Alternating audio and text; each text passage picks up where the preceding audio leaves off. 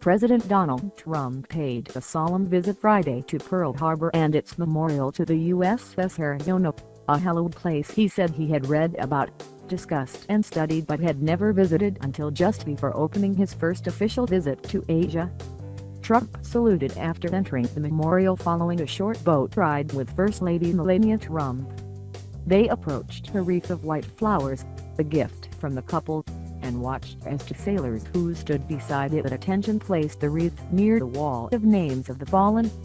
Pearl Harbor was the scene of a surprise attack by Japan that plunged the U.S. into World War II, killing hundreds of service members. After the wreath was placed, the Trumps tossed white flower petals into the waters above the battleship's sunken hull.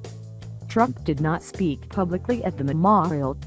He said during an earlier meeting Friday with military officials that he eagerly anticipated the visit. "We are going to visit very shortly, Pearl Harbor, which I've read about, spoken about, heard about, studied, but I haven't seen. And that is going to be very exciting for me," Trump said at the start of a briefing with leaders of the U.S. Pacific Command, which oversees U.S. military operations in the region. Trump stopped in Hawaii on the eve of his first visit to Asia. He arrived at Joint Base Pearl Harbor Hickam Friday after a day-long flight from Washington. He departs Saturday for Japan, the first stop on the five-nation, 11-day journey that will also take him to South Korea, China, Vietnam and the Philippines. The president quickly donned a lathe after he left Air Force One with his wife, who also wore a wreath of flowers. He signed autographs and gave high fives to kids who were among a group of civilians and service members that gathered for the arrival. Trump wasn't the only attraction to arrive on base. A few in the crowd shouted their admiration for White House Chief of Staff John Kelly. "We love you, General Kelly," one person shouted at the retired four-star Marine general who stood several feet behind the president.